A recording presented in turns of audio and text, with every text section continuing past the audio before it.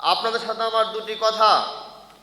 প্রথম কথা হলো মনোযোগ সহকারে বক্তব্য শুনতে হবে। দুই নম্বর কথা হলো যে সমস্ত ভাইরা এখনো বাহিরে আছেন, ঘোরাফেরা করছেন, তারা অতি তাড়াতাড়ি চলে আসুন। মসজিদে আলোচনা হচ্ছে। যে সমস্ত ভাইরা মসজিদে প্রবেশ করবেন তারা 2 রাকাত সুন্নাত পড়ে এরপরে বসবেন। এটা আল্লাহর নবীর আদেশ। রাসূল করিম সাল্লাল্লাহু আলাইহি ওয়াসাল্লাম জুমার খুতবা দিচ্ছিলেন। একজন সাহাবী আসলেন, আল্লাহ নবী বললেন, তুমি দাঁড়াও, 2 রাকাত সুন্নাত পড়ে এরপরে বসো। আল্লাহর নবীর খুতবা চলাকালীন সমাজে যদি মসজিদের সুন্নাত হিসাবে, আদব হিসাবে 2 রাকাত সুন্নাত পড়তে হয়, অবশ্যই আমাদের বক্তব্য চলাকালীন সময় পড়া আবশ্যক। এদেশের আলেম ওলামারা, অধিকাংশ আলেম, বেদাতি আলেমরা সুন্নতকে জবাই করে দিয়েছে। এরা সুন্নতকে জবাই করে দিয়ে গামছা দিয়ে মাথা ঢেকে পানি ঢেলে বলছে, হ্যাঁ এখনো বেঁচে আছে। এই জন্য আমাকে আপনাকে মনে করতে হবে একটা সুন্নতের অনেক দাম। রাসূল করিম সাল্লাল্লাহু আলাইহি ওয়াসাল্লাম বলছেন, তাবারানী কাবির 10394 নম্বর হাদিস, ধৈর্যের যুগে, শেষ যুগে আবার কোন উম্মত যদি একটা পড়ে যাওয়া সুন্নতকে জিন্দা করে, একটা সুন্নতকে আমল করে, তাহলে একটা সুন্নতকে আমল করার কারণে তার আমল নামায় 50 জন শহীদের সমান নেকি লিখে দেওয়া হবে। ওমর রাদিয়াল্লাহু তাআলা আনহু বলেন, ইয়া রাসূলুল্লাহ সাল্লাল্লাহু আলাইহি ওয়াসাল্লাম, এই 50 জন শহীদের সওয়াব কি এই বদর উহুদ খন্দকে শহীদ হওয়া? রাসূল করিম সাল্লাল্লাহু আলাইহি ওয়াসাল্লাম বলেন, আরে ওমর থামো, তোমাদের যুগে, এই যুগে বদর উহুদ খন্দকে শহীদ হওয়া 50 জন শহীদের যত মান, যত মর্যাদা, যত সম্মান, যত নেকি রাখা হবে, সেই যুগে, ধৈর্যের যুগে আমার উম্মত একটা পড়ে যাওয়া সুন্নত আমল করলে সমান নেকি পাবে। এই জন্য আমাদের মরা সুন্নতকে জিন্দা করতে হবে। আর আমাদের মনে রাখতে হবে এটা আল্লাহর নবীর আদেশ, যখন তোমরা মসজিদে প্রবেশ করো তোমরা অবশ্যই 2 রাকাত সুন্নাত পড়ে এরপরে বসবে। আমি আমার আলোচনায় ফিরে যাচ্ছি। সুন্নাতের মূল্যায়ন। আল্লাহ রাব্বুল আলামিন বলছেন, কুল ইন কুনতুম তুহিব্বুনাল্লাহ ফাত্তাবিউনি ইউহিব্বুকুমুল্লাহ। হে নবী, আপনি বলে দিন, যদি তোমরা আল্লাহকে ভালোবাসতে চাও তাহলে তোমরা আমার অনুসরণ করো। আর যে ব্যক্তি আমার অনুসরণ করবে, ইয়াগফির লাকুম যুনুবাকুম, আল্লাহ রাব্বুল আলামিন তার জীবনের সব পাপ ক্ষমা করে দিবেন। পৃথিবীতে একজন মাত্র মানুষ যার অনুকরণ করলে আল্লাহ পাপগুলো ক্ষমা করে দিবেন। চলতে, ফিরতে, খাইতে, বসতে, উঠতে, যে কোনো জায়গায় একজন ব্যক্তির অনুসরণ করতে হবে, তার নাম মুহাম্মদ সাল্লাল্লাহু আলাইহি ওয়াসাল্লাম। আয়েশা রাদিয়াল্লাহু তাআলা আনহা বলেন, বুলবুল মারামে হাদিসটা পড়ালাম সেদিন, আল্লাহ নবী সাল্লাল্লাহু আলাইহি ওয়াসাল্লাম জুনুবী ছিলেন, অপবিত্র ছিলেন, তিনি গোসল করতে ঢুকলেন। মুহাম্মদ সাল্লাল্লাহু আলাইহি ওয়াসাল্লাম গোসল শেষ করলেন। আমি আল্লাহর নবীকে একটা তাওয়াল দিলাম, একটা গামছার মতো দিতে চাইলাম। মুহাম্মদ সাল্লাল্লাহু আলাইহি ওয়াসাল্লাম গামছা নিলেন না, তিনি আমাকে ইশারা করলেন, তোমার কাছে রাখো। আমি গামছা আমার হাতে রাখলাম। মুহাম্মদ সাল্লাল্লাহু আলাইহি ওয়াসাল্লাম তার হাত দিয়ে তার মাথা থেকে পানিকে ঝেড়ে ফেলে দিলেন, তার শরীর থেকে পানি ঝেড়ে ফেলে দিলেন। আল্লাহ নবী সাল্লাল্লাহু আলাইহি ওয়াসাল্লাম গোসল করার পরে তার হাত দিয়ে পানিকে মাথা থেকে ফেলে দিয়েছেন।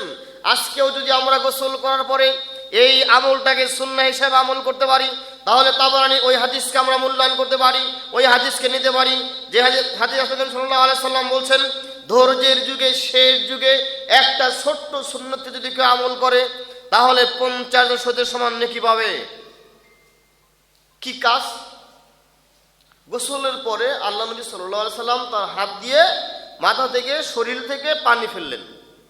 তা আমি যদি এটাকে সুন্নাহ হিসেবে আমল করতে পারি তাহলে আমি কয়টা শহীদের নেকি পাবো? 50 জন শহীদের নেকি। আমি ছোট ছোট কয়টা সুন্নাহ আপনাকে বলে সামনে আগাবো, আমি বেদাতের কথায় যাবো ইনশাআল্লাহ। আমরা তো সবাই জুতা পায়ে দিই, তাই না? জুতা পায়ে দিই। রাসূল সাল্লাল্লাহু আলাইহি ওয়াসাল্লাম বলছেন যে তোমরা মাঝে মাঝে খালি পায়ে হাঁটো, আর যদি কারো জুতা ছিঁড়ে যায় তাহলে তোমরা এক জুতা পরে হাঁটবে না। এক জুতা পরে হাঁটা নিষেধ। তা আমার একটা জুতা ছিঁড়ে গেল, আমি 2টা জুতা হাতে নিলাম, এক জোড়া জুতা হাতে নিয়ে আমি যখন খালি পায়ে হাঁটবো, এই নিয়তে যে আল্লাহর নবী খালি পায়ে হাঁটতে বলছেন, এক জুতা পরে হাঁটতে নিষেধ করেছেন, আমি যদি এই নিয়তে হাঁটি তাহলে কি হবে? একটা সুন্নতের আমল হবে, 50 শহীদের সমান নেকি পাওয়া যাবে। খুবই যোগ্যের কথা। আমাদের মুখে দাড়ি আছে, রাসূল করিম সাল্লাল্লাহু আলাইহি সাল্লাম দাড়ি এবং মাথার চুল চিরুনি করতেন, ডান দিক থেকে শুরু করতেন।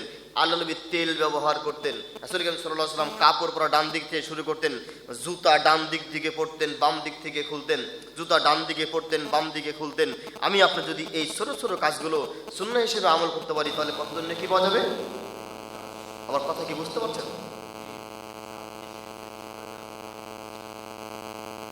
রাসূল করিম সাল্লাল্লাহু আলাইহি ওয়াসাল্লাম আমাকে আপনাকে কত সুন্দর শিক্ষা দিলেন। একদিন মুহাম্মদ সাল্লাল্লাহু আলাইহি ওয়াসাল্লাম সাহাবার সঙ্গে হাঁটছিলেন বিকাল বেলায়, পরন্ত বিকালে। হঠাৎ করে বৃষ্টি চলে আসলো। হঠাৎ বৃষ্টি নেমে আসলো। রাসূল করিম সাল্লাল্লাহু আলাইহি ওয়াসাল্লাম তার কাপড়কে খুললেন। আল্লাহ নবী তার গায়ে বৃষ্টির পানি লাগালেন। আজকেও যখন বৃষ্টি হবে, আমি আপনি ঘরের ভিতর থেকে হোক আর বাহির থেকে হোক, যদি হাত বের করে দিয়ে বৃষ্টির পানি গায়ে সুন্নাহ মনে করে লাগাই, বৃষ্টির পানি গায়ে সুন্নাহ মনে করে লাগাই, তাহলে কি হবে? 50 জন শহীদের সমান নেকি পাওয়া যাবে। দেখেন আল্লাহ নবীর ছোট ছোট সুন্নতের কত দাম, তাই না? একজন ব্যক্তির অনুসরণ করলে কি পাওয়া যাবে? আল্লাহ জান্নাত দিবেন।